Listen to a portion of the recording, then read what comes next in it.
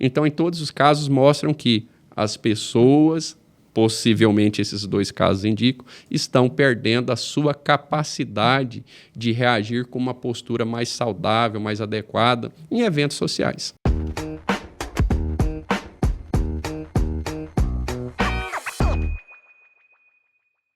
Muito bem-vindo, está começando o podcast Direito Sem Nome, aonde nós falamos sobre o que a lei não diz, mas a vida impõe. Eu sou o Rodolfo Ferreira.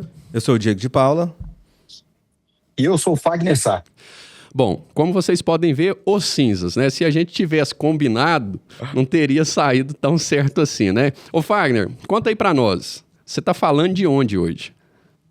Belém do Pará, outra terrinha. Pois é, gente. E como vocês podem ver, eu e o Diego estamos aqui em Goiânia, o Fagner lá, e a tecnologia nos permite gravar esse episódio para conversar com vocês. Diego, como que foi a sua semana, o seu final de semana? Graças a Deus, tudo bem. Passei com a família. Coisa boa. Lazer, descontração, descanso, né? Principalmente, que a gente precisa desligar dessa vida tão corrida. Embora seja um desafio nos dias de hoje a gente desligar por conta desse bichinho aqui, que não nos deixa desligar, mas eu tenho me policiado muito, Rodolfo, com relação a isso, não sei vocês, uso do celular. A gente acaba que hoje a gente tem um celular na mão e ele tem tudo, né? Ele tem ferramentas pessoais, profissionais, lazer, distração. E às vezes você começa a olhar alguma coisa do trabalho e quando você vai ver, você está assistindo Velhas Virgens do Alto do Himalaia. Você fala, cara, o que eu estou fazendo aqui, né? Mas... Atenção dispersa, Total. Mas eu tenho me policiado muito aos finais de semana para não ficar tão próximo do celular e estar mais presente com a minha família. Não, coisa boa. E a sua semana aí, Fagner, como é que foi? Foi bem ao contrário do doutor Diego, viu? Estava ali na ilha do Marajó, cidade de Breves, pouco distante aqui de Belém. Estávamos ali a trabalho, bem corrido, mas prazeroso. A gente passa por lugares ali que a gente não vê em Goiás, por exemplo. Então, muito bom. A ilha do Marajó, ela é uma rota turística aqui do Pará. E a cidade de Breves, ela é conhecida ali também como a porta de entrada do nosso Marajó como um todo. Ô Fagner, uma curiosidade, como é que você faz para deslocar de Belém até a cidade de Breves? Cara, eu pego um navio, aqui eles chamam de navio, né? Um navio que demora 12 horas para chegar lá. Sai 6 horas, às 18 horas daqui de Belém e eu chego lá às 6 horas da manhã.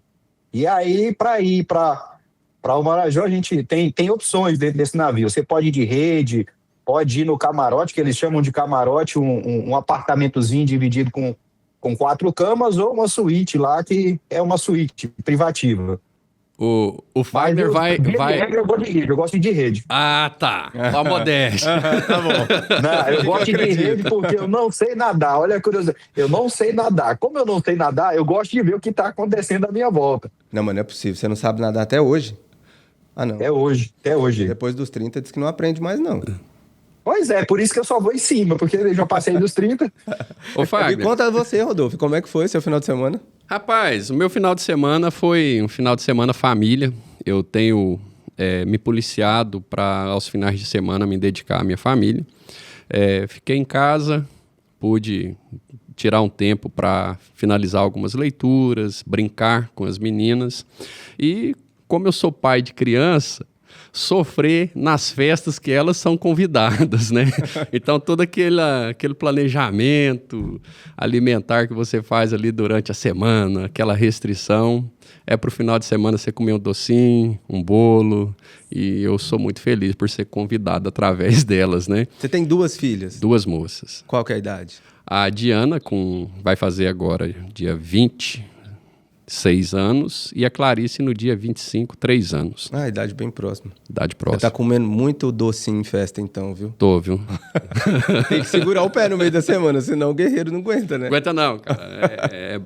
É difícil. Até porque, assim, nesses ambientes é muito esquisito quando você vai e fica ali muito fechado, não participa, né, daquela interação por essas preocupações. Lógico que eu acho que a saúde exige isso, mas você levar isso também a ferro e fogo não é legal. Fica muito engessado, né? Exatamente. Tem que ter esse balanço mesmo, eu concordo com você. Exatamente. Pessoal, nós vamos agora, Diego e Fagner, para o nosso quadro Direto ao Ponto. O Direto ao Ponto, para você que nos acompanha, é onde que nós vamos comentar as repercussões jurídicas dos casos que estão na mídia. Diego, e eu gostaria que a gente pudesse comentar no primeiro momento sobre 2 casos recentes que aconteceram aqui em Goiás e no Distrito Federal, em Brasília. O primeiro caso, que já tem alguns dias, foi o homicídio praticado por um síndico de um condomínio na cidade de Caldas Novas contra uma corretora de imóveis, a senhora Daiane. E o outro, infelizmente, é um caso também triste, que foi um homicídio, pelo que me parece, está sendo investigado como um homicídio culposo, praticado por um esportista, né, contra um jovem de 16 anos, o Rodrigo Castanheira. Então, eu gostaria de saber, Diego, qual a sua impressão, a sua percepção jurídica, talvez até social, sobre esses 2 casos e logo em seguida ouvir a opinião do Fagner também sobre isso. Perfeito. Rodolfo, essa pergunta é muito interessante porque fui fazer uma análise, porque para estar aqui a gente precisa estudar, né? A gente não chega aqui e faz um podcast trazendo uma apresentação de qualidade para vocês sem estudar. Então eu tive a oportunidade de fazer uma leitura, né, dos últimos dias, do que está acontecendo, e me causou muito espanto, Rodolfo. O índice de criminalidade, recentemente, tem sido muito alto. E são crimes que talvez já acontecessem e hoje, com o aumento da tecnologia, a gente tem mais acesso, mas são crimes que têm me assustado. Goiás, nós sabemos que, a nível Brasil, ele tem um grande índice de crimes de feminicídio. Se a gente for puxar dados, Goiás é um dos campeões, infelizmente, no caso de feminicídio. E agora, recentemente, esse caso da Daiane não tem vinculação com o feminicídio, mas é mais uma mulher morta. E eu tive a oportunidade de fazer uma leitura sobre esse caso, e nós podemos ver ali que, pelas investigações e o que tem sido noticiado, já existiam mais de 10 processos que a própria Daiane propôs contra o síndico. Ou seja, existia ali uma mulher pedindo socorro, tinha caso de agressão física, inclusive, foi registrado em um evento lá, uma cotovelada que ela tinha recebido dele. Então, assim, é um caso que não foi um momento esporádico que levou ao evento morte. Já existia uma ameaça, já existia uma rixa, ela já tinha pedido socorro para o judiciário, ela já tinha pedido socorro para a polícia, e aí acabou que, por fim, levou esse trágico cenário da morte. Eu tive a oportunidade também de ler um pouco sobre tudo que aconteceu. Ao que parece, a investigação da Polícia Civil foi meio que uma emboscada. Tudo consta que ele desligou ali a energia da unidade do apartamento dela. Ela desceu, tanto que, se vocês tiverem a oportunidade de ver nas filmagens, ela já desce no elevador segurando o celular, filmando, porque ela já temia pela própria vida. E aí depois aconteceu, né, o que aconteceu, um crime que causou uma comoção nacional, porque foram mais de 40 dias a Polícia Civil investigando o que aconteceu. Existiam indícios, claro, de que havia sido o síndico, mas não teriam provas. Então, esse período de investigação, para a família, eu imagino que é um momento de muita angústia, porque você não sabe se a pessoa está viva ou está morta, não sabe aonde que está, o que aconteceu, se aconteceu. Existiam suspeitas, mas não tinha um corpo, não tinha câmera, não tinha testemunha. Então, foram mais de 40 dias ali de angústia, de sofrimento, até que o Estado veio e efetivamente conseguiu dar uma resposta. E isso reflete, Rodolfo, não só na esfera criminal. A gente pode verificar que isso também pode ter reflexo na esfera civil. Como, por exemplo, quem foi que elegeu esse síndico? Qual que é a responsabilidade do condomínio nesse ato? Porque, é o que tudo indica, nós temos um homicídio praticado dentro do condomínio. Será que o condomínio tem responsabilidade civil nisso? Será que os condôminos vão ter que indenizar a família pelo evento morte? Ô Diego, muito bom a sua colocação, e eu queria ouvir, Fagner, a sua percepção sobre esse caso, e também que você abordasse o que aconteceu ali na cidade de Brasília envolvendo um estudante goiano, o Rodrigo Castanheira. Tá? E aí, do gancho que o Diego puxou aqui, depois eu gostaria de explorar com vocês, basicamente, a questão da responsabilidade civil por ilícito penal, que é o que você nos traz aqui como uma base, como uma provocação, e é muito pertinente com o que nós estamos discutindo aqui. Fagner, está com você. Muito bem. Eu compartilho desse mesmo pensamento aí do Diego, mas acompanhando aqui um pouco mais de longe, o que mais me chamou a atenção nesse crime bárbaro que nós observamos foi não só a frieza, mas a vida pregressa do agressor, do homicida, né? Dentro de um espaço, de um ambiente que era comum a todos, por exemplo, o prédio, né? É diferente de você estar na sua residência, ali separada, que não seja um prédio, um condomínio, e você ter todos os dias contato com uma pessoa que você não sabe qual é a situação pregressa dele. Como o Diego bem mencionou, ele já tinha aí várias denúncias, já tinha sido realizadas diversas buscas aí na tentativa vã de poder afastar esse agressor da sua vítima. E aí me chama muita atenção como é que essa vida pregressa, diante dos ocorridos, poderia ser melhor avaliada.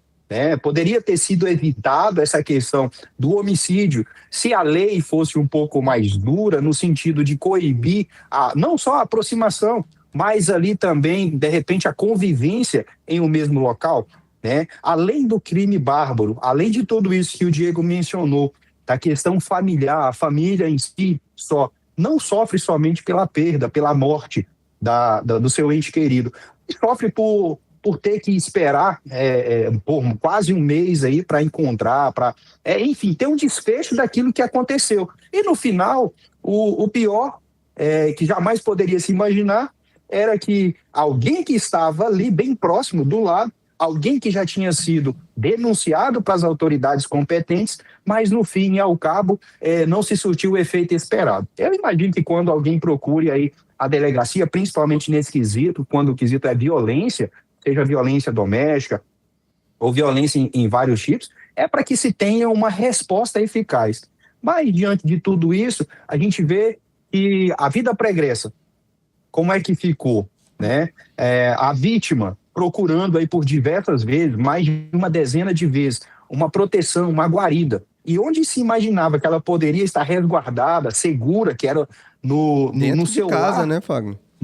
No celular, né? Dentro de casa é o local que eu imagino que você se sinta mais protegido possível, porque ali você tem, você sabe onde você está, você sabe, né, os vizinhos que você tem, você sabe se proteger muitas vezes, mas nesse caso, como é que ficou? Então eu vejo assim, Rodolfo e Diego, preocupa bastante que ela tenha buscado as autoridades, que tenha se buscado uma segurança, uma guarida do Estado como um todo, mas ao cabo ali ela não conseguiu ter resguardado o seu bem maior, que é a vida, né? E infelizmente isso tudo veio a ocorrer. Tá. E no caso aí Quer falar, Rodolfo? Não, eu ia justamente pedir para entrar na questão envolvendo o Pedro Turra, que é o que está sendo apontado aí como o assassino, né? Do estudante Rodrigo Castanheira, para a gente poder avançar e discutir as nuances jurídicas desses dois casos. Pois bem, pelo que eu pude ler e acompanhar também, começou por mais uma questão banal, né? Pelo que a gente encontra nas reportagens, o entendimento começou após uma brincadeira de um chiclete mascado, alguma coisa nesse sentido. E aí se desenrolou para uma violência desmedida, algo que não se poderia esperar. Dentro desse contexto aí, mais uma vez, a banalização daquilo que nós encontramos como contexto de vida. Depois dessa agressão, pelo que se percebe, ele foi hospitalizado, passou aí mais de 10 dias buscando uma recuperação e, infelizmente, também foi ceifada a sua vida aí por um motivo banal, né? Olhando o histórico de vida do agressor também, causa estranheza e nos dois casos nós percebemos que não são pessoas aí que têm um nível cultural, se é que isso pode ser jogado, né, no ventilador, mas são pessoas que têm um conhecimento, são pessoas que têm um certo nível de escolaridade. Então nós percebemos que a violência ela não está somente ligada a uma periferia, ligada a uma classe social, mas sim, de fato, ao caráter das pessoas.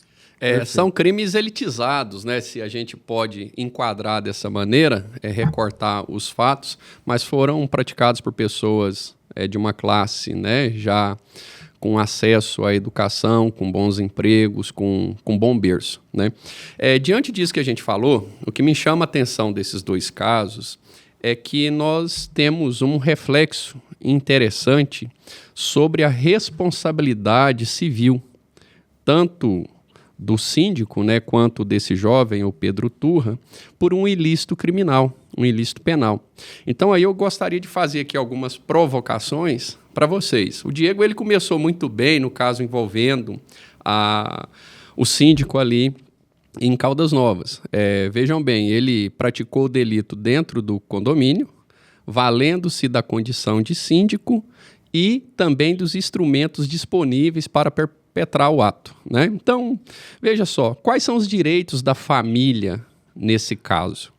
Ela pode acionar a família, né, ou o próprio agressor para buscar uma reparação moral pelo homicídio praticado, pela perda desse ente, né, que se foi.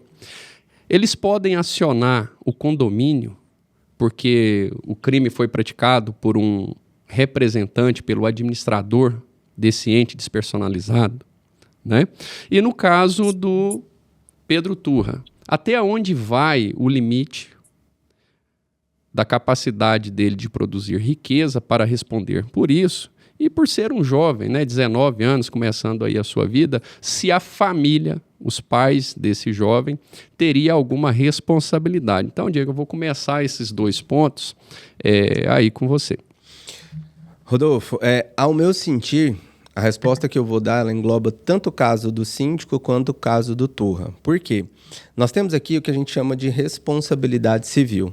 Veja bem, para mim, analisando os fatos, existe a responsabilidade civil do condomínio. E olha o perigo disso aqui, Fagner. Veja bem, nós temos um estudo no direito que chama culpa em elegendo. O que é culpa em elegendo? É a responsabilidade por eleger alguém para ocupar determinado cargo, certo? Então, o condomínio elegeu aquele síndico para representar o condomínio. Até aí, tudo bem. Mas, a partir desse momento, o condomínio ele tem a responsabilidade de zelar pelos atos do próprio síndico. Tanto, em resumo, se o síndico fizer alguma coisa que causar prejuízo a alguém, o condomínio pode responder. Evidentemente, o síndico provocou um dano. Existe, comprovadamente, até onde a gente se sabe, que a dano foi morta pelo síndico dentro desse contexto. E o que pode levar ao condomínio? A responsabilidade civil. Ou seja, os próprios condôminos podem ter que pagar uma indenização para a família da Daiane. E essa indenização são duas indenizações, ao meu ver. Primeiro, dano moral. Esse dano moral, pelo estudo que eu fiz, ele varia ali pelo evento morte, e o que eu acho muito pouco, tá? Em torno de 100 a 200 mil, a depender do caso. Isso é condenações que nós temos lá dos tribunais de Brasília, do Superior Tribunal de Justiça, que para mim é pífio. Quanto que vale uma vida? Como que você vai quantificar uma vida? Como que você explica para uma mãe que o judiciário falou assim, ô mãe da Daiane, sabe a vida da sua filha, que era uma jovem, que estava no auge da idade, uma corretora extremamente promissora, com vários imóveis nesse condomínio e que saem outros administrando, alugando, fazendo renda, vivendo a vida. A justiça entendeu que a vida da sua filha vale 100 mil reais, a falta dela aqui. Como que explica isso, Rodolfo? É a tarifação do direito moral, ou da reparação moral no Brasil. Acho que esse é um tema polêmico. E para quem nos acompanha aí, o que é tarifação? É você colocar parâmetros que estabelecem limite para as condenações em determinadas situações que nós vamos falar aí de reparatórias. O argumento, muitas vezes, olha, nós não podemos gerar um enriquecimento sem causa, né? Nessas situações. E me parece aqui só uma reflexão de que esse tipo de postura do Poder Judiciário pode ser que ela até contribua para a manutenção de certos tipos de comportamento, tá? Fagner, eu gostaria de ouvir a sua percepção sobre esses casos envolvendo aí a responsabilidade civil dessas pessoas. Pois bem, Rodolfo, Diego. Nesse sentido da responsabilidade civil principalmente desse síndico, fazendo aqui, vou falar a grosso modo, deveria-se, ao meu ponto de vista, fazer um estudo de vida pregressa para quem vai lidar com pessoas, né? Saber se de fato aquela pessoa ela tem capacidade, principalmente psicológica, para lidar com diversos tipos de situações que envolvam ali, por muitas das vezes, conflitos diretos, como é o caso de um condomínio, onde você vai ter que resolver diversas situações por ser aquele síndico. E lidar, né? com pessoas, né, Fagner? Lidar o síndico, com pessoas. Ele lida com pessoas, acima de tudo. Pessoas, problemas, né? Pessoas e problemas. Não só problemas físicos, materiais, mas problemas também com pessoas que, por muitas das vezes, estão ali dentro da sua razão ou não dentro da sua razão, que vão procurar o síndico.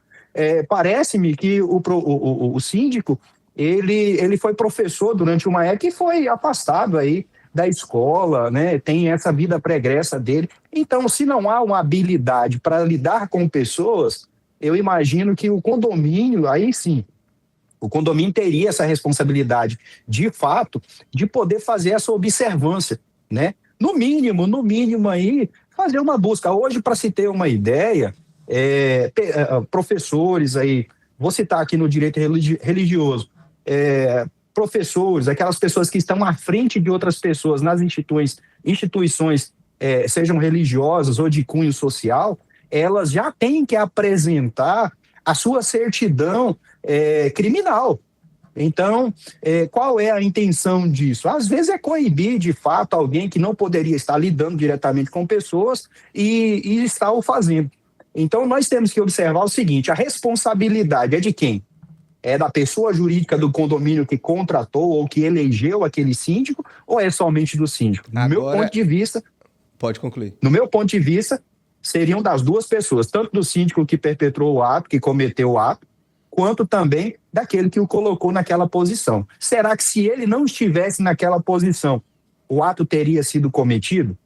Então fica um ponto de interrogação, né? Essa é uma resposta que o Rodolfo vai nos dar agora. Quais são suas impressões, doutor Rodolfo? Olha, esses dois casos eu vou fazer aqui, não vou me atrever a responder, mas vou deixar provocações. Por parte. Com relação ao condomínio, me chama muita atenção, pelo histórico que vocês comentaram, a omissão, ao que tudo indica, dos conselhos fiscais e consultivo do condomínio. Então, se havia esse desentendimento recorrente dentro da comunidade condominial, é impossível você aceitar a inércia desses órgãos de fiscalização. Então, o que acontece? Nesse ponto, para mim, o condomínio acaba que precisa ser investigada a responsabilidade, porque não era só a pessoa do síndico. Você tem ali um colegiado, né? Normalmente eu não conheço a convenção lá do condomínio, mas a praxe é que esses colegiados sejam integrados por 3 membros efetivos e 3 suplentes, cada um, e isso para fazer funcionar os freios e contrapesos, certo? O segundo aspecto, eu concordo com a questão social percebida pelo Fagner, é os condôminos terem responsabilidade na escolha. Gente, é terrível. Você participar das rotinas de muitos condomínios e perceber que as pessoas não têm interesse em participar. Eles não entendem, muitas vezes, a responsabilidade que tem em se escolher a administração.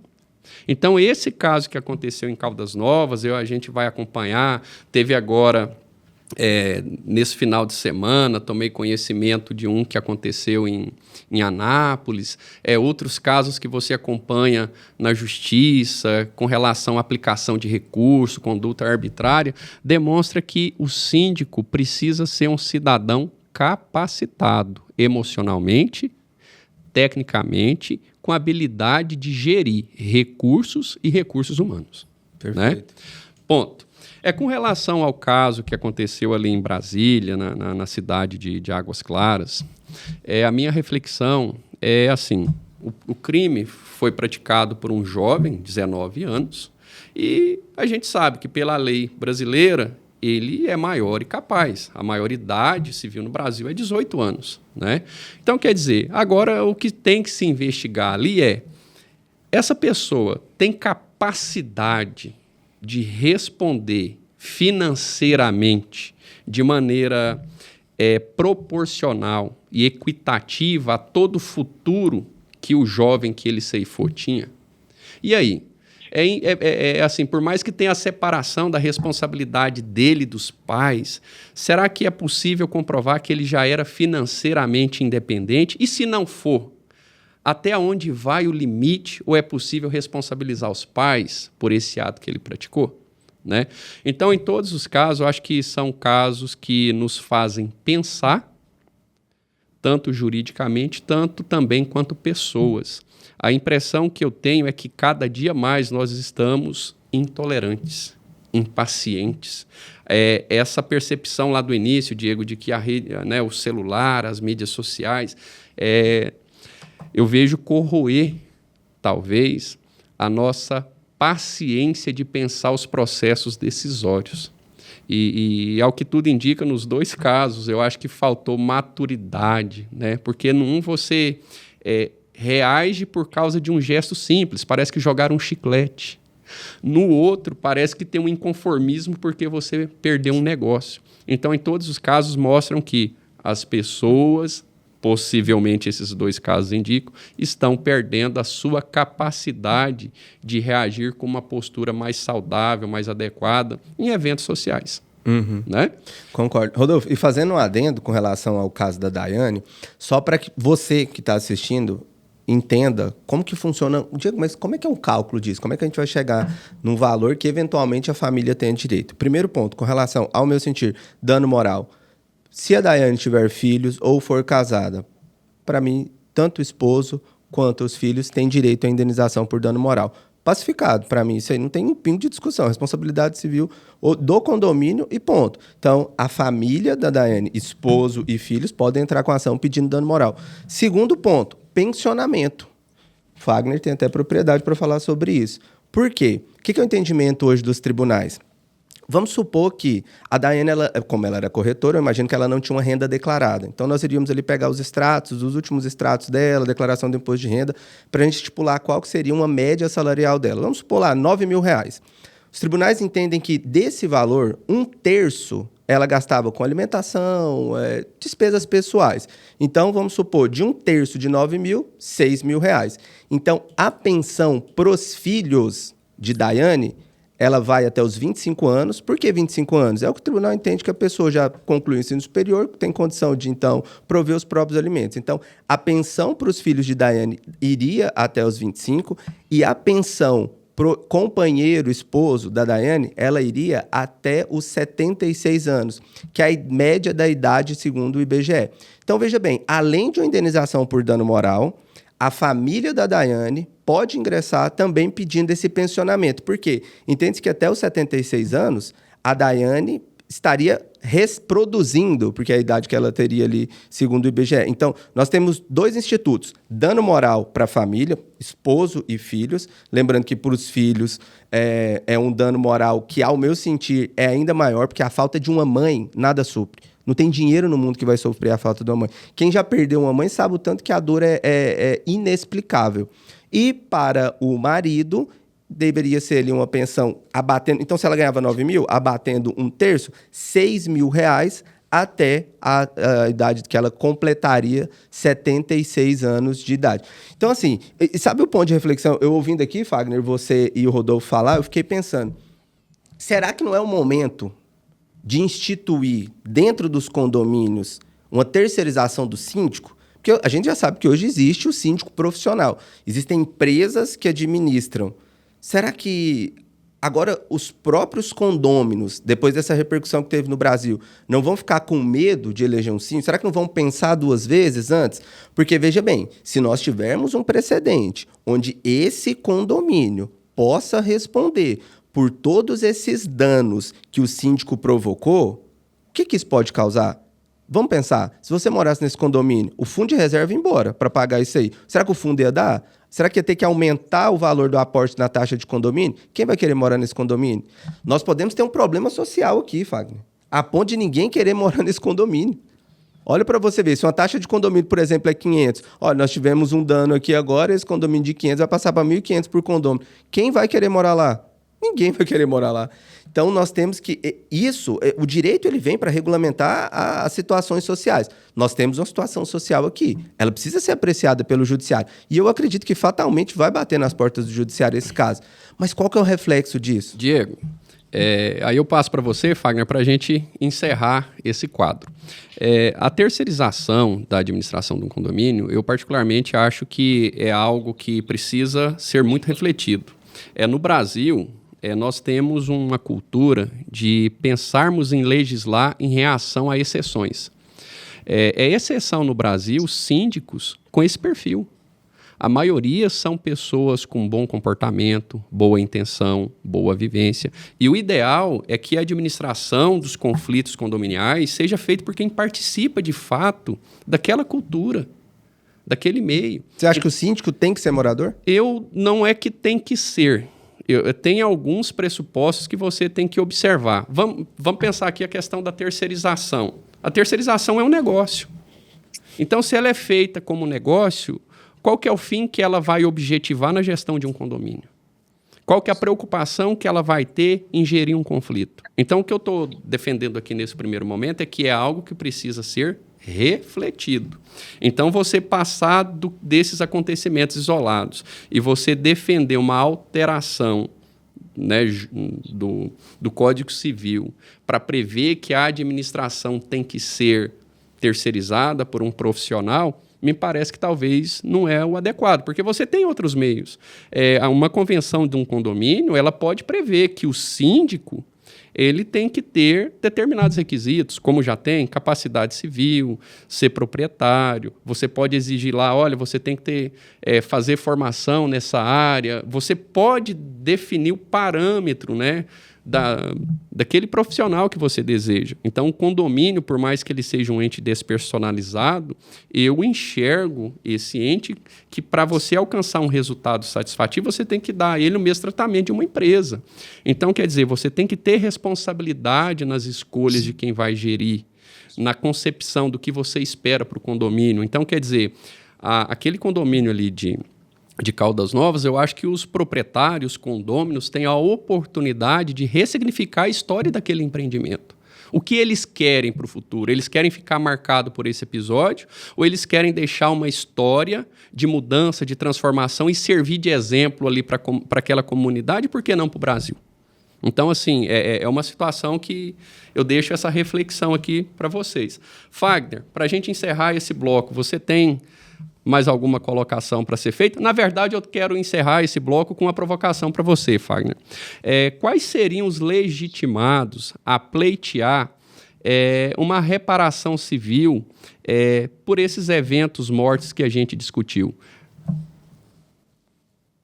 Rodolfo, de início aí, resumindo aquilo que eu colhi nas falas de vocês, colho parcialmente aquilo que você colocou. Olha, nós temos que criar regramentos internos, né? Legislação, nós já temos legislação de sobra para responsabilizar aqueles que cometem aí atos ilícitos. Então, tem que se criar dentro do condomínio. Eu acredito que ninguém melhor para criar do que aqueles condôminos criarem regramentos específicos. Por exemplo, dentro do contrato social já prevê alguma situação para ter lá como responsabilidade civil por alguma coisa cometida, algum ato cometido a um condômino. Os legitimados, Rodolfo, são aqueles que foram prejudicados. Será que o morador daquele condomínio que está sendo prejudicado por uma responsabilidade civil do condomínio também não poderia entrar com uma reparação, uma vez que ele não deu causa àquilo? Por exemplo, o condômino que não participou da ata de eleição, da ata de eleição, né, do síndico ali.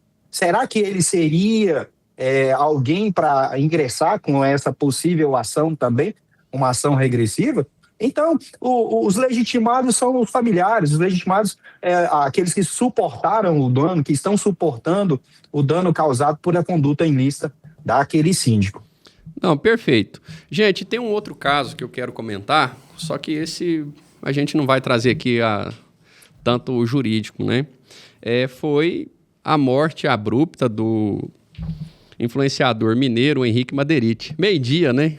Quem não sente? Um cara que, acho que nos quase 2 anos de mídia social dele ali, regularmente às sextas-feiras, pontualmente, trazia muita alegria e reflexão sobre família e política, né? E aí, Diego, eu queria ouvir você sobre esse caso, sobre essa notícia triste, né? Triste, Rodolfo. E engraçado o sentimento. A rede social ela tem esse poder de aproximar pessoas que a gente nunca viu, mas que parece que são nossos amigos.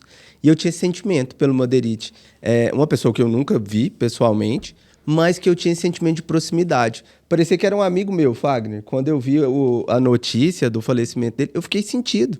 Fiquei sentido porque ele trazia alegria, trazia leveza, trazia reflexão.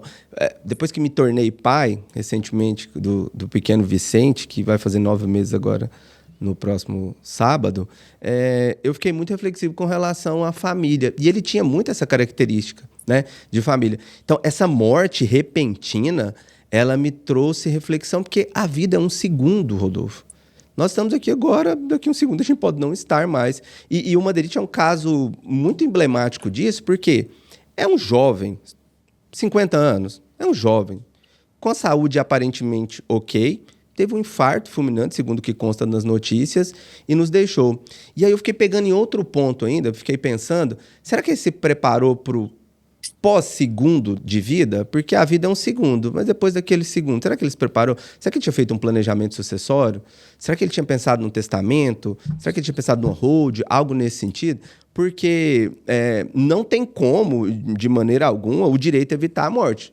Mas o planejamento sucessório, ele pode sim evitar o caos. Porque a gente sabe que a família tem que lidar com a perca repentina, tem que administrar a dor da ausência daquele ente querido e ainda cuidar de um inventário, que a gente sabe que o Estado ele exige, inclusive, prazo para que você dê entrada. A pessoa faleceu, você tem um prazo para dar entrada sob pena de pagamento de multa.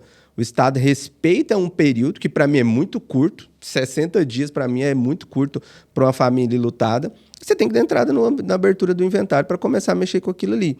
A gente tem uma visão hoje de que planejamento sucessório, essa palavra difícil, né, que parece uma coisa, um bicho de 7 cabeças, é coisa de rico.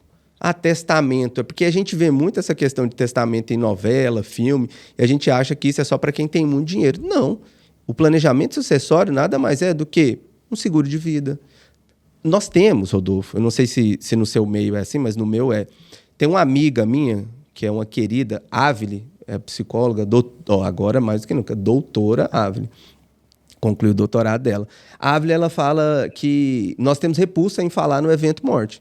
Então, sempre que alguém fala assim, mas e a morte? Não, vamos mudar desse assunto. Uma vez eu estava conversando com a Ávila, ela falou assim, eu convidei ela para ir em algum lugar, não me recordo onde, ela falou assim, se eu estiver vivo eu vou.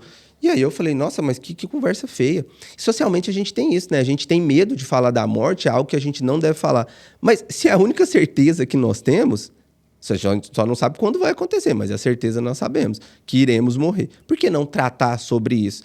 Então, eu penso que o planejamento sucessório é algo que deve sim ser pensado, seja um seguro de vida, um testamento, uma hold, isso deve ser sim assunto num almoço de domingo entre a família. Por quê? Porque depois que isso acontece, o caos fica para quem realmente fica e não para quem vai. Então, a morte do Madeirite me deu um sentimento assim, de tristeza, parecendo que eu perdi um amigo, e me trouxe esse ponto de reflexão. Será que ele pensou no planejamento sucessório? Importante reflexão, Diego. E Fagner, qual que é suas reflexões sobre essa notícia que a gente está comentando aqui, do influenciador Henrique Madeirite?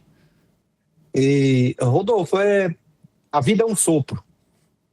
E como um sopro, cada vez que nós respiramos, nós temos que ser grato. Um camarada que estava no auge aí, né? Eu acredito que dos seus 50 anos, e foi retirado da vida abruptamente. É algo que todos nós podemos passar, e às vezes isso tudo aí nos traz a reflexão de que nós temos que olhar para aquilo que nós estamos fazendo no agora, né? Aquilo que nós fizemos no passado, mas escolhermos o que o presente nos dá. O que nós temos hoje é um presente dado por Deus. Salvo engano, lá no livro de Mateus, capítulo 6, verso 34, fala que nós não devemos nos preocupar com o amanhã, pois o amanhã trará as suas próprias preocupações. É interessante isso porque nós temos que aproveitar esses momentos, os momentos que nós temos em família, os momentos que nós temos com os nossos filhos, com as nossas esposas, os momentos que nós temos socialmente, com os amigos, com os pais.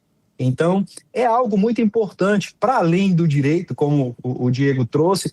Eu acho que isso traz uma reflexão mais para dentro, para o íntimo nosso, de uma pessoa que, de fato, ele sabia, pelo menos é o que transparecia na rede social, ele sabia, assim, viver, pois toda sexta-feira ele estava ali. Quem fez até meio-dia, tá feito. E eu tinha isso, sabia, Rodolfo, Diego?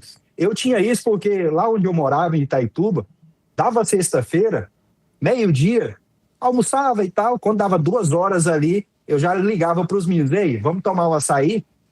Porque, poxa, o Rodolfo sabe, a gente é bem mais próximo, mas aquilo que a gente pode aproveitar um do outro, é isso que nós temos, cara. E é isso que eu imagino que a gente leva para a posteridade.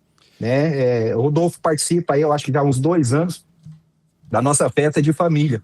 E nós fazemos questão de ter pessoas ali que tem esse elo, essa ligação conosco. O Rodolfo tem uma ligação aí que eu acredito é muito mais que um irmão. Mas e aí? Né? Será que quando eu partisse, se eu partisse agora, será que eu teria vivido tudo que teria para viver até esse momento? E aí fica a reflexão, né? Para além disso tudo que o Diego mencionou para a gente, nós devemos sim nos planejar, porque o que nós queremos deixar aqui é para que a nossa posteridade possa viver um pouco melhor do que nós. E nada melhor do que isso, nós planejarmos os passos futuros. Talvez não os nossos, mas daqueles que nós estamos deixando. Fagner, interessante a sua reflexão. E eu confesso para vocês, lá mas você tinha me perguntado se algum filme mexia comigo, aqui em off, né? Não, mas a morte de pessoas, ela mexe muito comigo. Por quê?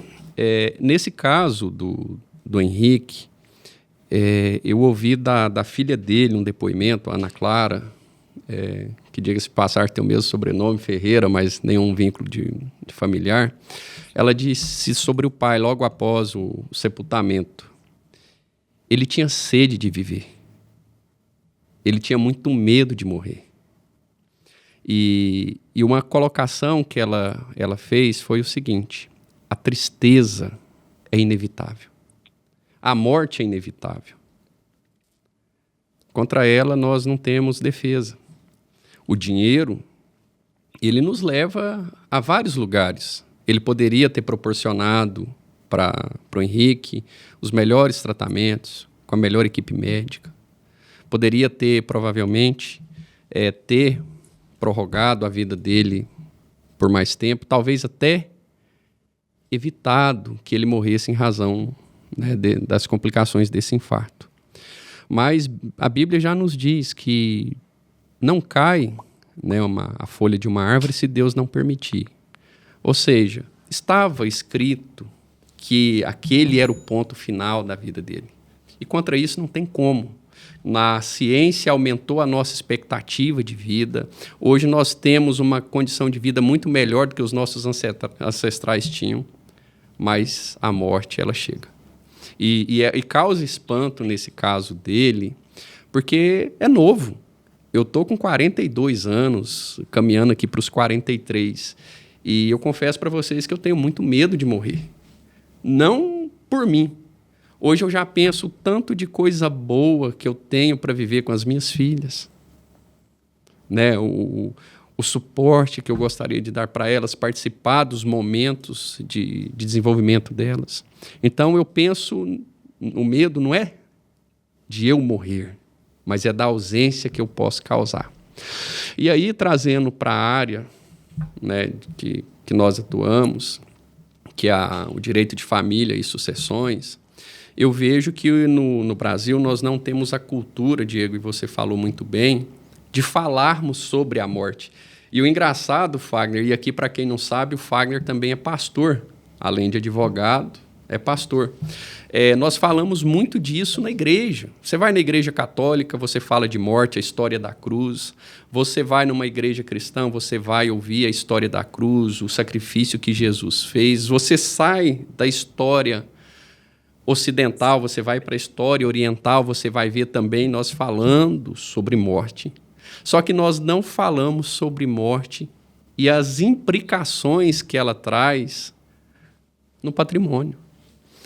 Eu aprendi, Diego, durante a minha vida na advocacia, de que quando eu vou fazer um inventário, o patrimônio mais importante que eu tenho que trabalhar para fazer uma solução adequada é quando você tem que trazer à mesa sentimentos, emoções. Você entende? Então, assim, eu já participei de inventários com um patrimônio vultuoso. E a minha maior dificuldade não foi falar de cifra, foi falar de frustração. Foi falar de um abraço não recebido, foi falar de um beijo que não ganhou, foi falar de uma festa que o ente não foi. Você entende? Então, nós precisamos tratar a questão da sucessão não só com uma concepção pecuniária, mas especialmente emocional. Trazer para dentro desse evento a psicologia associada ao direito, o apoio, o suporte, para que você consiga fazer a justa distribuição. No caso da Madeirite, especificamente, uma coisa que me chamou a atenção é o que vai ser feito com as redes sociais dele, as mídias sociais. Pelo que me consta, ele tinha mais de 6 mil usuários, cerca de 2,1 milhões no Instagram e mais de 3 milhões no TikTok. Essas mídias sociais eram monetizadas, geravam receita para a família. E pelo que eu pude notar, ele tinha uma empresa que foi criada para fazer a gestão dos contratos dessas mídias sociais. E aí? Como que o direito trata, essas questões? Hoje, à luz do Código Civil, nós podemos falar em inventário, em herança digital? Então, quer dizer, me parece que a nossa sociedade está avançando muito rapidamente, e isso não é só uma constatação minha, eu acho que tanto a doutrina quanto a jurisprudência, quem vai escrever sobre isso vai dizer, olha, a nossa sociedade está avançando muito rápido, e as nossas leis estão lá no século XX, o início do século XX ali, século XXI, tratando de coisas muito importantes. Então, são essas reflexões que eu deixo aqui e é um fato que, de fato, marca bastante, mexe muito e nós precisamos conversar sobre morte, de preferência, contando com a ajuda de profissionais que não vejam só dinheiro, só cifra, mas vejam as emoções, os sentimentos que estão por trás disso aí. Concordo. Rodolfo, e fazendo esse gancho aí para a gente finalizar também sobre nesse bloco aqui do nosso podcast, acho que o maior desafio que eu tive na pandemia foram famílias que perderam o ente querido que era o pilar patrimonial da família e de um dia para o outro se viram totalmente desamparadas. A gente sabe que socialmente o homem ele vai para a rua, enquanto a mulher, via de regra, ela fica cuidando da casa, cuidando da família. Isso é uma cultura social que existe no Brasil. E quando eu atendia casos, Rodolfo, de esposas que perderam o marido, que era o provedor, o advogado ele tem que ser um pouco psicólogo. Porque, eu vou te ser bem sincero, dos atendimentos que fiz durante a pandemia, e trago essa filosofia desde então, meu atendimento ele demora em torno de 2 horas e meia. Que eu falo sobre direito, efetivamente, 20, 30 minutos, não mais que isso. Mas 85% do meu tempo, eu estou ali para ouvir aquela mãe que está falando sobre o pai que não vai participar mais da convivência do filho. É aquela mãe, esposa, que está falando daquele pai que não vai mais levar o filho na escola, que não vai participar do jogo de domingo na escolinha de futebol, que não vai mais levar a filha na aula de balé, que não vai na apresentação do Dia dos Pais. Então, essa sensibilidade que o advogado precisa ter para além do direito. E isso, Rodolfo e Fagner, nenhum banco de faculdade ensina. Isso é a sensibilidade do dia a dia. Nós que somos cristãos, nós entendemos a necessidade de ouvir essas pessoas e o advogado ele ainda tem um plus a mais, porque no final do dia ele vai embora carregando toda aquela carga daquela esposa, daquela mãe ou daquele filho, daquela pessoa que perdeu um ente querido. Então, eu acho que o advogado ele tem um papel social muito importante, porque seja no evento morte, seja num divórcio, seja em qualquer situação que uma família ela é desestruturada, o advogado ele é um grito de socorro, uma voz de esperança que o cliente busca. E eu acho muito bonito, Rodolfo, isso que você falou, de ter essa sensibilidade de acolher nesse momento. Porque não são todos profissionais que são assim, infelizmente. Eu acredito até que os bancos de faculdade deveriam voltar os olhos para isso. Por quê? Porque hoje se fala muito sobre... eu estava até vendo uma psicóloga falando sobre isso. Hoje se fala muito sobre saúde mental. Mas ninguém ensina para aquele aluno que está lá no banco de faculdade o que é saúde mental. A gente vê recortes na internet, né? Mas, de fato, o que é saúde mental? É parar ali 8 segundos para ouvir alguém, conversar, ouvir. Então, acho que a gente tem que voltar os olhos para isso. O advogado ele tem um papel muito importante, seja no inventário, num divórcio, ou até mesmo numa ação de pensão alimentícia. Então, eu queria só fazer esse recorte aqui. Tá. Fagner, nós vamos entrar agora num quadro muito legal do nosso podcast, que é o Sem Nome, Sem Nó. Qual que é a ideia desse quadro, gente? Aqui nós vamos falar sobre aquele conceito jurídico estranho. Nós vamos dar o nome ao boi. É sobre aquelas palavras difíceis que o seu advogado diz lá no dia a dia, né? Ô Fagner, eu queria comentar com você, ou melhor, começar com você e saber qual que é o termo ou expressão que você trouxe para a gente explicar aqui. Muito bem, Rodolfo. Às vezes a gente transmite uma palavra para o nosso cliente imaginando que ele já sabe o nosso linguajar do dia a dia, né? Para mim, falar com vocês dois a respeito do direito é bem tranquilo. Vocês conhecem todas as palavras aí, também sabem todas as técnicas. Mas para o nosso ouvinte, para o nosso telespectador, às vezes ele fica meio confuso. Pô, o advogado me disse isso, me falou aquilo, eu não entendi nada. Ele me falou 1 quilo, eu entendi 1 grama. Mas nós estamos aqui para isso, para poder dar nome aos bois, como disse nosso amigo Rodolfo. E o termo que eu escolhi hoje foi processo concluso. O que é um processo concluso, doutor? Doutor, meu processo está na onde? Seu processo está concluso. O processo concluso nada mais é do que o processo ele foi encaminhado ao juiz. O processo está com o juiz. O processo está na mesa do juiz para algum tipo de deliberação, apreciação, para emanar algum tipo de decisão, para soltar alguma decisão, ou até mesmo para dar ali uma sentença. Então, processo concluso o seu processo está nas mãos do juiz para apreciação. Seja para uma análise de despacho ou sentença. E aí vai entrar depois, né, o que é um despacho e tal. Mas hoje o termo escolhido foi esse. Processo concluso. Seu processo está nas mãos do juiz para algum tipo de apreciação. Ô Diego, agora é a sua vez. Qual que é o termo ou expressão que você trouxe aí pra gente? Rodolfo, hoje eu vim falar sobre o que é trânsito em julgado. O que é trânsito em julgado? Às vezes você está lá conversando com o seu advogado, ele falou, seu processo transitou em julgado. O que passa na cabeça da pessoa? Será que ele está andando O processo está a caminho de algum lugar, doutor Diego? O trânsito, ele está no trânsito, né? Será que ele está parado em algum lugar porque o julgado não está deixando ele andar? O que é trânsito em julgado, afinal? Antes de explicar o que é trânsito em julgado, a gente tem que dar um passo atrás para a gente entender a origem disso. A gente sabe que várias expressões do direito vêm do latim, né? E essa é mais uma das expressões que vem do latim. Trânsito em julgado, na verdade, do latim, significa transitum, eu vou meter um latim aqui agora, transitum indicium, que nada mais é do que, se a gente fosse fazer uma tradução literal, seria a travessia até o julgamento, a chegada ao julgamento final. Só que aí nós abrasileiramos, como nós temos muito costume de fazer, abrasileiramos esse termo e ficou trânsito em julgado. Então, essa travessia até o julgamento é o trânsito em julgado. O que é o trânsito em julgado? Nada mais é do que aquela decisão não cabe mais recurso. É uma decisão final. Ou seja, ali o judiciário falou se você tem direito ou você não tem direito. Por exemplo, para fazer mais fácil, vamos fazer uma analogia. Vamos imaginar que o processo é uma escada. E aí, nessa escada, você vai subindo ali, degrau por degrau, até você conseguir chegar a um determinado lugar.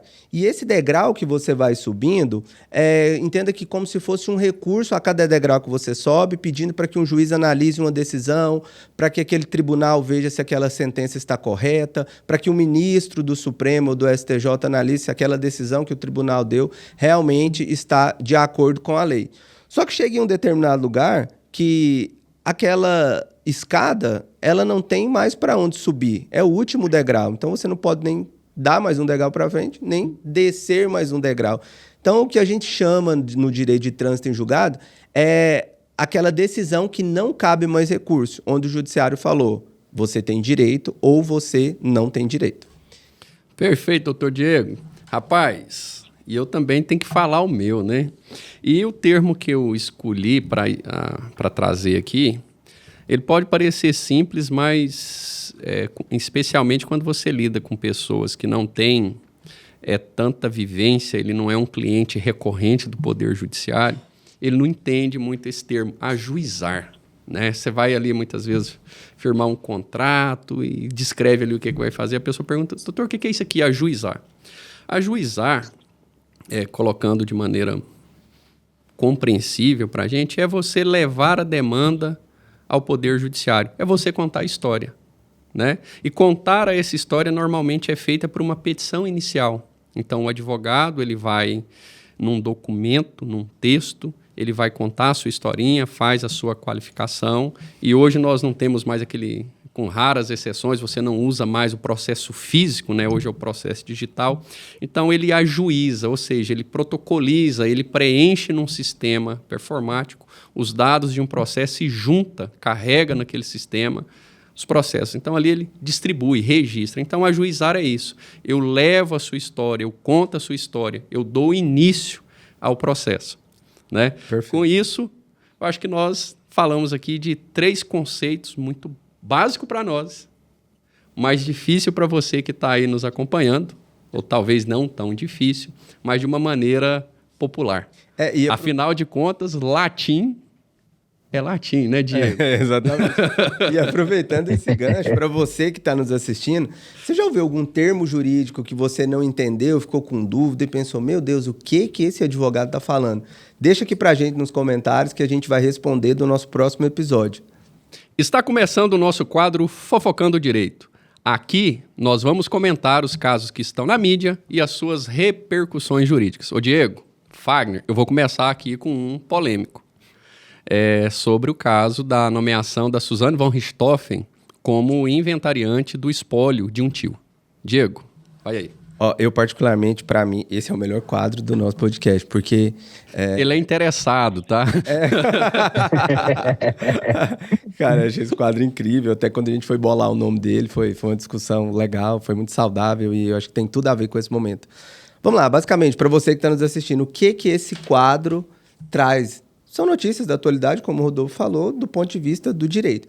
Na verdade, Rodolfo, Gente, antes de você falar, é fofoca. É fofoca. Nós estamos fazendo fofoca. Jurídica. Só que com verniz Vocês estão muito fofoqueiros, vocês, viu? Mas deixa eu te falar, quem não gosta de uma fofoquinha? Eu não gosto, não. Acaba gostando. Eu não gosto, não. Você tá fazendo agora, não, tá fazendo sem gostar? Eu não gosto de fofoca. Tá fazendo contrariado agora. Não queria. Mas conta, você tá igual aquele meme, eu não gosto de fofoca não, mas conta, viu? Me conte. Já que você quer falar, fala, né? Eu não queria saber não, mas já que você quer falar. Mas esse tema aí gerou polêmica nas redes sociais do nosso amigo Diego, viu? Cara, posições em contrário, posições que adotavam ali o entendimento dele, mas vamos lá. Não, e eu quero que ele fale, porque eu também fiz um conteúdo sobre isso, e meio que eu tô tomando um caminho diferente ao dele. Mas Ei, peraí que eu vou ter que ser o mediador. Eu vou ter que ser o mediador entre vocês agora, viu? Vai precisar. A gente vai chamar a equipe aqui do suporte, dos bastidores, para apartar isso aqui.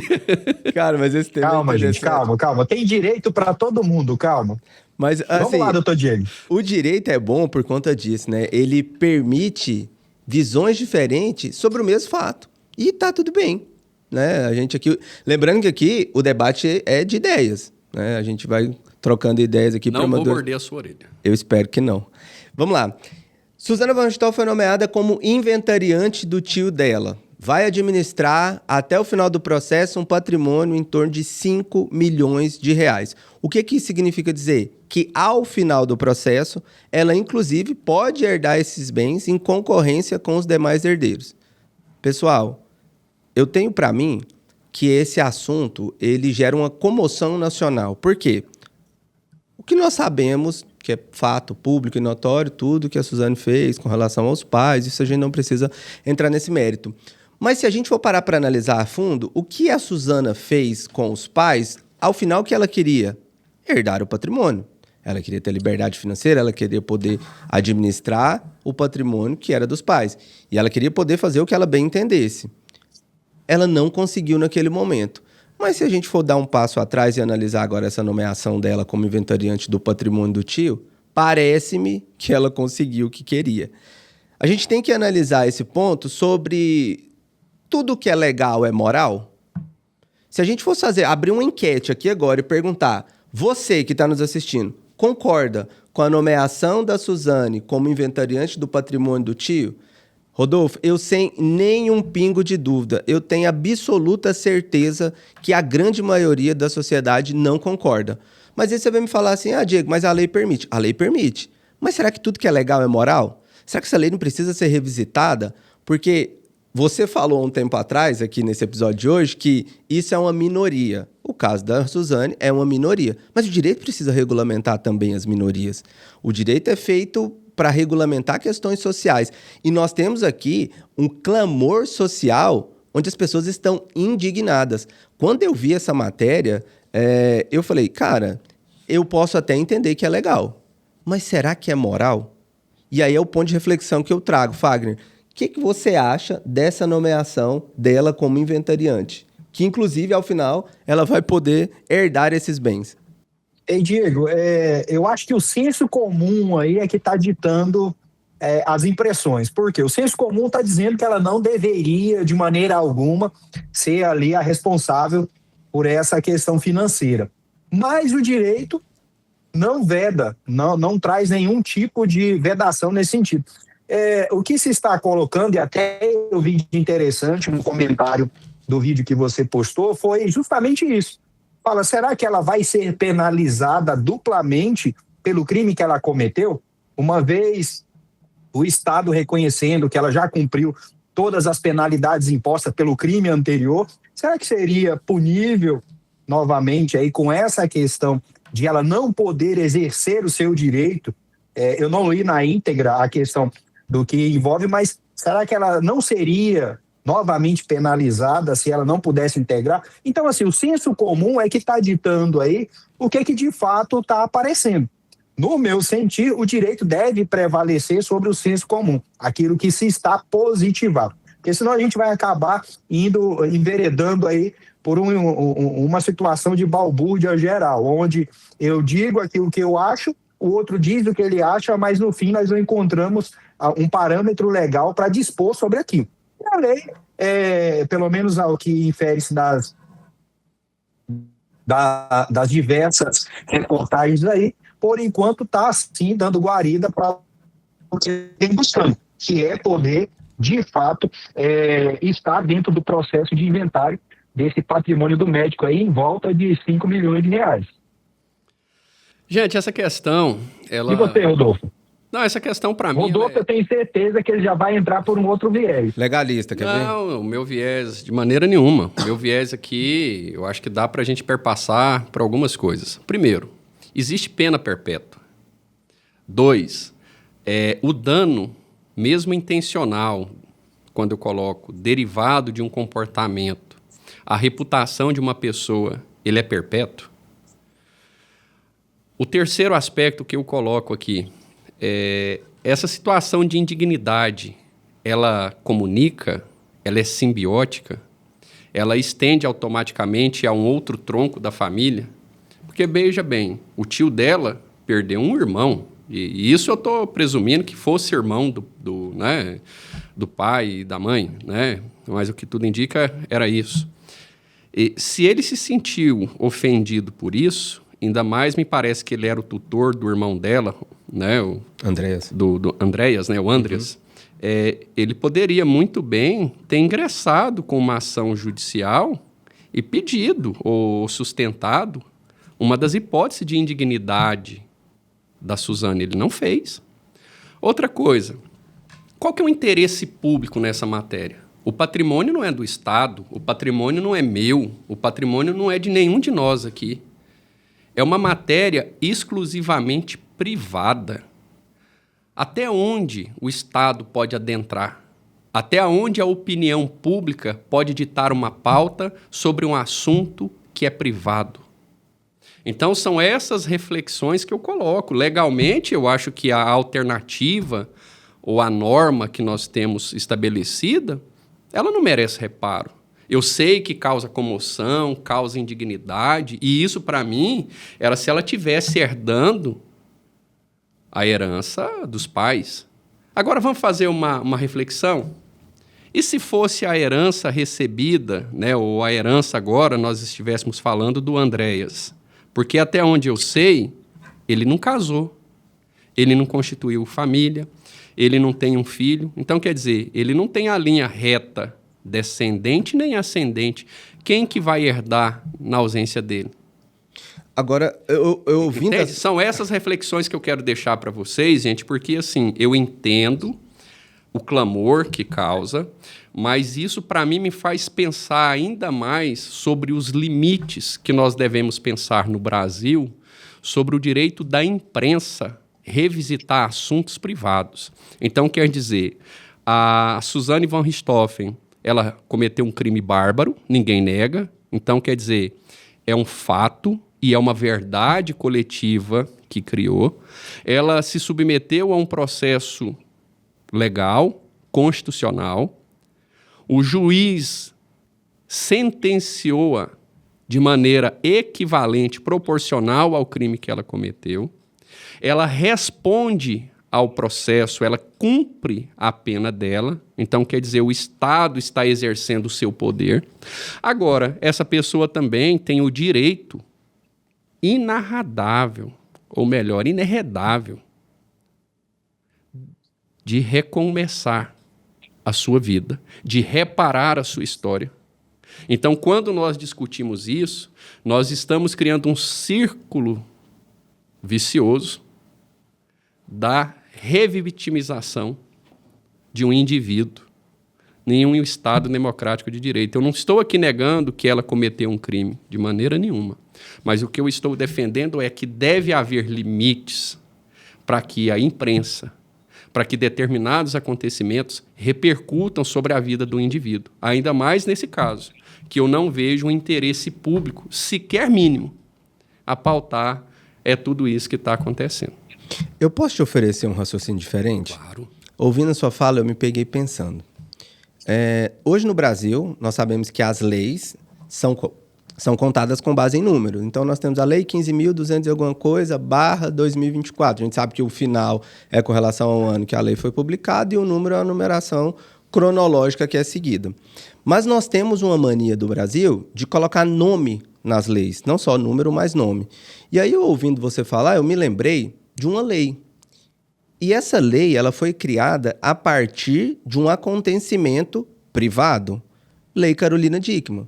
Ela teve algumas imagens vazadas, isso teve uma repercussão nacional, e o Congresso, então, editou uma lei para tratar sobre essa matéria. Nós temos outras leis que também são conhecidas por nome, que elas surgiram a partir de um evento social. Então, o ponto de reflexão que eu trago é, nós temos um evento social. Qual é o evento social? A Suzana, que matou os pais, está sendo nomeada inventariante do tio e pode herdar um patrimônio. Será que não é o momento do Congresso, a partir do clamor social, não voltar os olhos para isso e legislar sobre essa matéria? Por quê? O que nós temos hoje, indiscutível, Fagner e Rodolfo, que a lei não proíbe ela de ser nomeada como inventariante. Isso é um fato. Mas veja que isso gerou um clamor social. E por que não o Congresso, que é formado por pessoas, que a Constituição fala que são representantes do povo, não deveria ouvir o clamor social e analisarem o que está acontecendo a partir desse fato. Quem sabe a gente não tem uma nova lei com o nome de, não sei, Suzana von Richthofen, que trata sobre a extensão dos efeitos da indignidade. Então, eu penso que eu tive a oportunidade de ser assessor jurídico aqui na Câmara Municipal de Goiânia, reduzidamente, não estou falando a nível nacional, mas a nível municipal, e sempre que tinha algum evento social que tinha repercussão aqui local, nós buscávamos legislar sobre aquilo, ou fazer um projeto de lei, ou fazer uma audiência pública. A gente sempre fazia um movimento social. Para quê? Para que o Estado voltasse os olhos para aquilo. Porque se tem um clamor social e aqueles que estão ali políticos são representantes do povo, eles precisam ouvir o clamor social. Não é atender o que a sociedade pede, porque senão ia virar realmente uma bagunça. Mas é ouvir e trazer um ponto de reflexão. Peraí, será que a lei está certa nisso aqui? Será que a gente não poderia revisitar? Diego, Fagner, o que é clamor social? Nesse caso da Suzane, quem é que está pautando esse clamor social? Nós estamos vendo paradas no interior de São Paulo, aqui em Goiânia. Nós estamos tendo um risco que coloca as instituições de Estado, como foi o 8 de janeiro, um tempo atrás. Tem isso. Essa reflexão que eu quero dizer para vocês, eu quero deixar aqui uma reflexão que perpassa o direito. Quem está ditando essa insatisfação não é a população. São os veículos de comunicação, é a mídia. Por quê? Isso atrai atenção, isso gera retenção, isso gera engajamento. Agora, os principais envolvidos estão ali diretamente no processo. É o Andreas, é ela, são os primos. E num assunto que, diga-se de passagem, no nosso episódio anterior, você discorreu muito bem, nós falávamos aqui sobre segredo de justiça, o que deve ser discutido dentro de um processo. Esse é um assunto, Diego, eu aceito o seu contraponto, mas me parece que, nesse momento especial, não há um elemento para se rediscutir. É aceitável? O nosso Congresso ele tem a liberdade de propor os projetos de lei que ele entender. Mas eu não vejo, nesse primeiro momento, eu não estou convencido de que o fato por si só ele deva alterar toda uma sistemática sobre a sucessão patrimonial. Entende? Então, é essa reflexão que eu coloco. Rodolfo, me permite aqui, bem sucintamente, o Diego mencionou a lei Carolina Dickmann, 12.737, 2012. Naquele momento, vem nos falar a respeito de uma violação de direito dela. Nesse caso, nós devemos revisitar, no caso da Suzane von Richthofen, nós devemos revisitar o que ela está sendo rememorada. Porque ela cometeu um crime bárbaro em uma época, mas o Estado lhe impôs uma penalidade por conta disso. Ela cumpriu aquilo que o Estado propôs. Dentro dos ditames da lei, ela está ok. Agora, o que se está querendo é o quê? Revisitar, rememorar aquilo que já lhe foi imposto, que ela já cumpriu, de acordo com o que a lei definiu, mas agora está colocando aí uma dupla penalidade. O que nós devemos observar muito bem é o quê? Só estamos falando de Suzane von Richthofen pelo crime que ela cometeu, mas está sendo imputada a ela uma nova pena, que é o passando pelo crivo social, aí, principalmente da mídia. Então, eu acredito que a lei já dispõe a respeito disso, já existem dispositivos, como foi bem mencionado, a questão da indignidade, né? A viúva, me parece que foi deixada uma viúva pelo médico, pelo que consta nas reportagens, ela até registrou um boletim de ocorrência falando a respeito disso. Então, eu acho que o caso está sendo trilhado ali pelo direito. O juiz, ao dar a decisão, falou que a vida pregressa dela, nesse aspecto, não tem relevância. E, de fato, eu concordo que não deve ter relevância. Eu não posso ser penalizado uma vida toda por um crime que eu cometi, paguei, e a partir daí eu devo tocar a minha vida. Muito bem, doutores. É um assunto polêmico, é um assunto extremamente rico para a discussão. Veja bem que aqui a gente vai passar pela sociologia, pelo direito, pela psicologia e de fato, ele enriquece, né, um debate, ainda mais quando ele vem de forma respeitosa, como a gente está aqui. Para encerrar esse bloco, Diego, eu só queria deixar uma reflexão. A Lei Carolina Dickmann, assim como a Lei Maria da Penha, eu sempre confundo, porque é 11.343 e 11.340. Um é a lei de drogas, a outra é a lei... É bem próximo, é verdade. Mas assim como a Lei Maria da Penha, elas vieram em um processo que já tinham uma significação, uma necessidade social.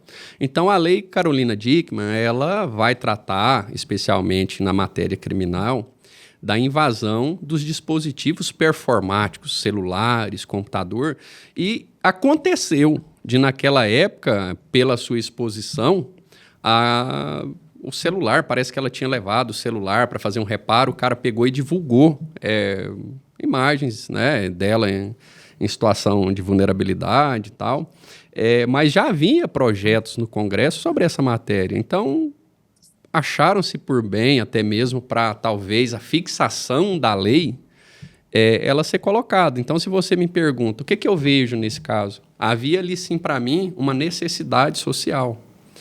Talvez, nesse caso da Suzane, seja merecedor, até um estudo, um artigo, né, sobre isso, porque, de fato, a gente está tratando talvez de crimes que não eram comuns e possam ser. Mas eu confesso que eu não conheço outro crime ou outra situação como essa da Suzane que tem essa implicação. Talvez até tenha, mas não teve a repercussão nacional. Exato. Como teve da Suzane, porque foi um crime que o Brasil, quiçá até internacionalmente, repercutiu. Porque não é comum você ver uma filha matar os próprios pais da forma que aconteceu. Classe média alta. Exatamente, então não é comum. Mas essa troca é muito saudável, e eu acho que o importante é isso, né? O debate aqui é entre ideias. Então eu tenho uma visão, Fagner ter uma, você ter outra, e tá tudo bem, a gente vai trocando ideia para crescer. Eu aprendo com vocês, trazendo esse outro ponto de vista, e essa troca eu espero que vocês também tenham aí, que estão nos assistindo, um ponto de vista. Pode ser diferente do meu, do Fagner, do Rodolfo, e tá tudo bem. E você que nos assiste, que nos acompanha, não se sinta inibido, coloque lá a sua opinião.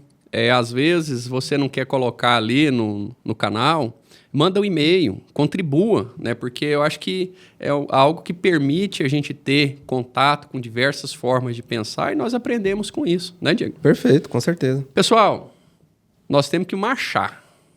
Marcha processual. E nós vamos entrar agora no último quadro do nosso podcast de hoje, que é o Veredito Cultural. Gente, o que é esse quadro? Aqui é onde o lazer e o tédio é condenado. Porque nós vamos trazer o que é bom para mim, é bom para o Diego, é bom para o Fagner, e nós esperamos que possa ser bom para você também. E eu vou começar esse quadro com o Diego. O que você traz para a gente, Diego? Rodolfo, tem meu veredito cultural dessa semana é um livro de um escritor americano que chama Gary Chapman. É um livro que se chama As 5 Linguagens do Amor. Muito provavelmente você já pode ter ouvido falar desse livro, mas basicamente Chapman ele resumiu em um único livro as formas pelas quais as pessoas expressam amor e se sentem amadas. O que ele denomina nesse livro como um tanque. Então, existe um tanque onde você enche o amor, ou onde você recebe o amor. E esse livro, As 5 Linguagens do Amor, ele conseguiu, segundo a visão dele, resumir as 5 linguagens do amor em palavras de afirmação, tempo de qualidade, toque físico, atos de serviço e presente. Então, ele fez um estudo social e, a partir disso, ele entende que as pessoas ou demonstram amor ou se sentem amadas com base nessas 5 linguagens do amor. E ali ele vem destrinchando no livro cada ponto sobre como o perfil daquela pessoa você precisa identificar. Por quê? Às vezes, na sua relação afetiva, você tem dado presentes para sua esposa, quando, na verdade, ela quer que você seja presente. Ela quer que você, por exemplo, sente ali no sofá e assista uma série com ela. E pode ser que você entenda que ela está se sentindo amada por receber um presente, quando na verdade ela não está se sentindo amada. Ela não queria um presente, ela não queria um vestido, um sapato. Na verdade, ela queria tempo de qualidade, ou seja, queria que você estivesse ali com ela assistindo um filme. Então, esse livro é muito rico porque ele ajuda as pessoas, porque ao final são pessoas e a gente se relaciona com várias formas de pessoas. Então, ele nos ajuda ali a saber como demonstrar amor e também ter a liberdade de conversar com o seu parceiro para falar como que você se sente amada. Porque às vezes eu estou aqui mandando lavar o seu carro, quando na verdade você queria um presente. Por exemplo, eu estou aqui, ficando aqui com você assistindo um filme, quando na verdade você queria um toque físico. Então, esse livro é um livro muito bom, que eu já tive a oportunidade de ler, reler, e essa é a minha dica do meu veredito cultural. Olha, já fica aqui registrado que eu vou querer gravar um episódio para a gente falar sobre esse livro. Legal. Eu confesso que eu leio ele com uma certa recorrência, junto com um livro de uma pastora americana, Joyce Meyer, chamado Campo de Batalha da Mente. Em resumo, o que você pensa, por que você pensa e a consciência que você tem sobre o que você está pensando. Eu uso tanto as 5 linguagens do amor quanto esse livro, Diego, sempre que eu vou receber um caso no escritório de divórcio. Então, antes de admitir aquele caso, eu sempre converso com quem me procura e pergunto, ainda tem amor? Na anamnese, a gente vai conversar. E eu sempre suspendo, e tem dado certo, essa forma de atuação, até porque eu sou cristão, e como cristão eu entendo que a família, lógico que tem os casos excepcionais, ela é um bem que deve ser preservado e você tem que lutar para mantê-lo, né? Para restaurá-lo. Então eu entrego um kit, as 5 linguagens do amor e campo de batalha da mente, e peço a pessoa para a gente voltar a conversar ali com a média de 20 dias, porque são livros de leitura muito rápidas, né? Uhum. E você consegue direcionar e me surpreende o quanto no dia a dia as pessoas tomam decisões muitas vezes sem ter consciência dos reflexos, né, que aquela decisão vai causar e dos processos decisórios muitas vezes negativos que influenciaram elas a chegar àquele ponto. Então, parabéns pela sua recomendação, eu acho que ela é fantástica. Ô Fagner, gostaria de ouvir qual que é a sua dica, o seu veredito cultural para nós. Veredito cultural. Eu só aprendo com 2 gigantes, viu? Falando aí a respeito do caso do Madeirite, e é algo que sempre me vem à mente quando a gente passa por algum tipo de infortúnio, até mesmo pensando no sentido da vida. É um poema de Nelson Freitas, que eu vou abrir aspas aqui e vou recitar para vocês bem rapidinho. Imagine se você tivesse todos os dias exatamente R$ 86.400 para gastar em uma conta no banco. Ao final de cada dia, sua conta era zerada e novamente era depositados R$ 86.400. Todos nós somos clientes desse banco. Este banco chama-se tempo. Deus nos dá 86.400 segundos todos os dias para serem vividos da melhor maneira possível. Amando, aprendendo, ensinando, caindo, levantando, vivendo. Saber o valor de um ano, pergunte para um garoto que repetiu de ano. Para saber o valor de um mês, pergunte a uma mãe que teve seu filho prematuro. De uma semana, para um editor de um jornal semanal. De um dia, para pessoas que têm tarefas importantíssimas para serem feitas urgentemente. Para saber o valor de uma hora, pergunte aos amantes que não veem a hora de se encontrar. De um minuto, a quem perdeu um avião.